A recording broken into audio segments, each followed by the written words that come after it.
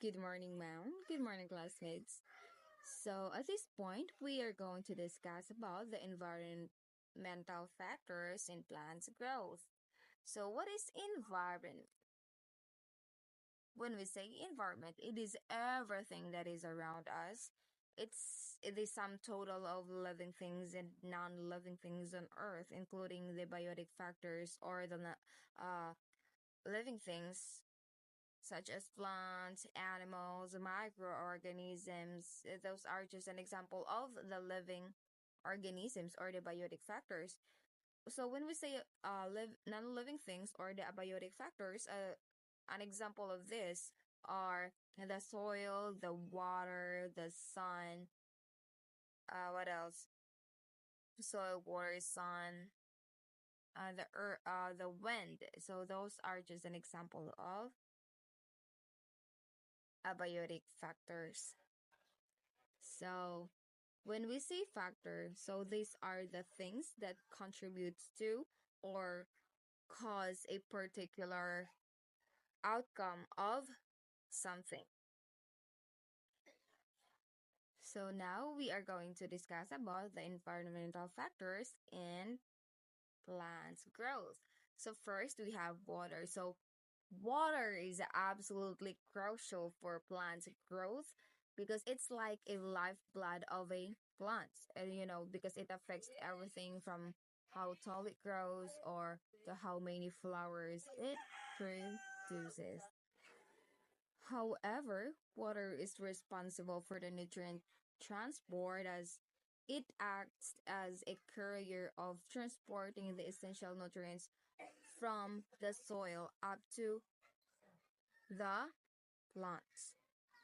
And then the water helps to maintain the shape and structure of plant cells as it keeps them plump and healthy. So without adequate water, cells can shrivel up and die. When we say shrivel, it can lead to a loss of the moisture or kanang ma-wilts or malanta.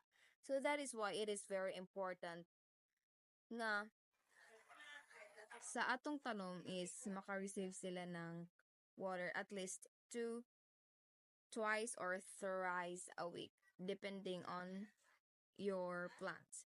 So, because without adequate water, it could lead to a dehydration of a plant. So, it could lead to die and well.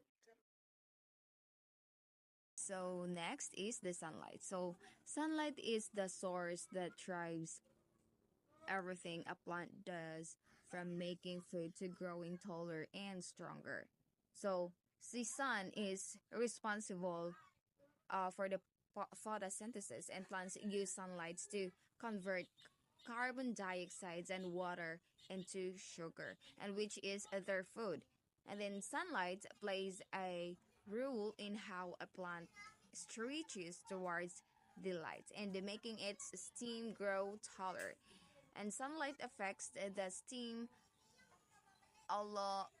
elongation and leaf development of a plant. So as you can perceive or notice within a plant, if kada kaning minting siya tig-ulan, mabantayan nimo nga dili siya dayon no kaayo makatubo. It is because the plants needs sunlight para mo expand ang iyang leaf, and in order for the plant to grow more taller and stronger. So that is why napaka importante nga ang plant is maka-receive ng um, enough amount of sunlight. So next is the oxygen and the carbon dioxide. So why does plants need the oxygen and carbon dioxide? So oxygen is for the respiration. So just like human and animals, plants need oxygen, of course, to breathe and release energy from the food they make. And this process is called the respiration. And then the next is the carbon dioxide. So why does it needs the plants to have a carbon dioxide? Because plants use carbon dioxide from the air to make their own food through photosynthesis. And know that plants takes in carbon dioxide for photosynthesis, which releases oxygen into the air. And this oxygen is then used by animals and humans for respiration, and which releases carbon dioxide back into the atmosphere. So next is the topography. So why does topography affect the plant growth? It is because topography is the physical features of an area or the land, in which it plays a crucial role in plants' growth by influencing several key factors, such as water, soil, sunlight, what else? And the wind, the temperature. So because for example, when you planted your crops within a hilly area, of course, the tendency when you apply a synthetic fertilizer or whether it is an organic fertilizer, the tendency uh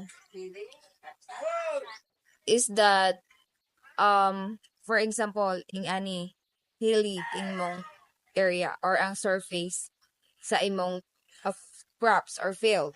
So of course pag once mudahili man gud siya kibali mag-erode ang soil. Na tendency nga mag-erode ang soil, in which it possibly could damage your plants. And then pag once mag-apply kag fertilizers, either a synthetic one or an organic one, ang tendency ana ang motambok na is ang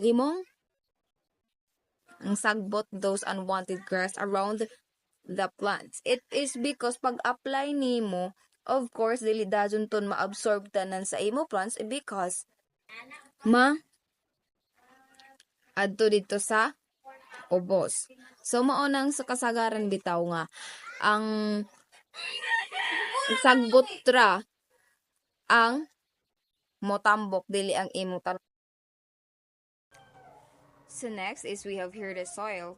So why does soil affect the plant growth? It is because basically plants use their roots to get water and nutrients from the soil, and soils are different from place to place.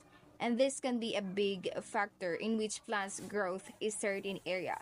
So for example, in this area is lacking of phosphorus and nitrogen, and this area is abundant so and nutrients. So pag once abundant og nutrients ang isa ka lupa, ang tendency na is fertile ang lupa, in which ang result is tambok ang imong tanom. If ang kini nga area nga sa soil is lacking of nutrients, so of course ang tendency ana dili karadyo mo dako ang imong plants, in which niwang siya kay kung unsa man tong available nga nutrients na sa imong lupa is maura na ang ma-uptake nga nutrients sa imong plants. And once pod compact imong soil is that maglisod ag plants pag grow tungod kay ang roots sa imong plants is dili kaayo maka dako. And then once pod acidic ang imong lupa is ang tendency sab is niwang ang imong plants or mapatay kay tungod acidic or sulfuric ang imong lupa. And lastly is the rainfall. So why does rainfall affect the plant growth? It is because kung nasobraan nagka-received og sunlight ang imuhang plants, ang tendency sab is ang mag-yellow iyang leaf because of dehydrations. And then rainfall helps kay para ma-receive ang imong plants of water, but with just an adequate amount of rainfall lang. Kay Kung too much rainfall sad, the excessive water is dili ma-filtrate sa imuhang tanong, which is ang tendency dito ra sila ang in which ang tendency is mag-stock up ang water around your plants, and that could lead to the roots to get rotten. So yeah, that's it.